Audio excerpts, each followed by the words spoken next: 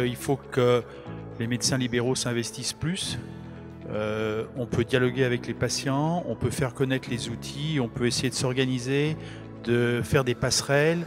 C'est la seule région de France où il y avait des projets libéraux soutenus par l'agence et on a réussi à démontrer qu'on était capable de conduire des projets. On a été primé par la Commission européenne, par le Parlement européen de la santé sur un certain nombre d'outils et je pense qu'il y a une vraie valeur ajoutée pour les patients, sur un message, on va dire, qu'on a tous en commun, c'est-à-dire la prévention. Parce qu'effectivement, il n'y a pas assez de prévention en France. Et je pense que les acteurs libéraux, on est quand même 13 500 médecins libéraux sur la région Auvergne-Rhône-Alpes. Ça, c'est une force, on va dire, de proposition et d'action.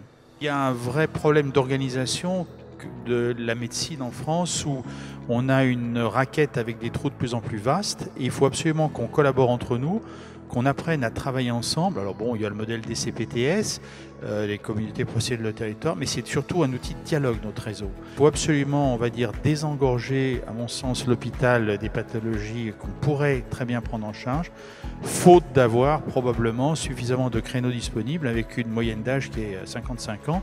Donc il faut qu'on apporte un certain nombre d'outils numériques et de passerelles pour que les jeunes s'installent, qu'ils aient envie de travailler en groupe, qu'ils aient envie, on va dire, de collaborer et de faire un circuit court, de telle manière à ce que demain, quelqu'un qui arrive dans la région qui est positif, qui est la 4e région d'Europe, un patient et un médecin traitant rapidement, qui puisse avoir une plage dans la journée, on va dire, d'urgence à terme, ce qu'on appelle une PDSA, et qu'on puisse répondre à la demande. Et ça, on y travaille. Calvin Lee, qui est le directeur de Follow Patient, sur une applicative qui est assez innovante, qui est centrée sur le patient, et il va nous en parler bien mieux.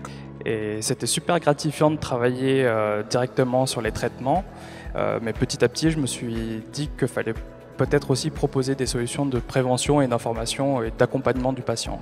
Sur l'endométriose, on suit des patients qui sont dans un programme qui s'appelle Endométrise, qui est porté par le docteur Benjamin Cotte.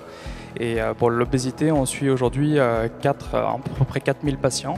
Nos applications les aident à s'organiser au quotidien et ça les engage un peu plus dans leur parcours de soins. Mais je pense qu'il faut qu'on reste modeste aussi, bien que nos applications utilisent des technologies innovantes. Il faut qu'on garde à l'esprit que des applications sont avant tout des outils. Et le nôtre, c'est un outil de communication entre soignants et patients. Et c'est parce que les soignants et les patients s'engagent que la prise en charge est meilleure.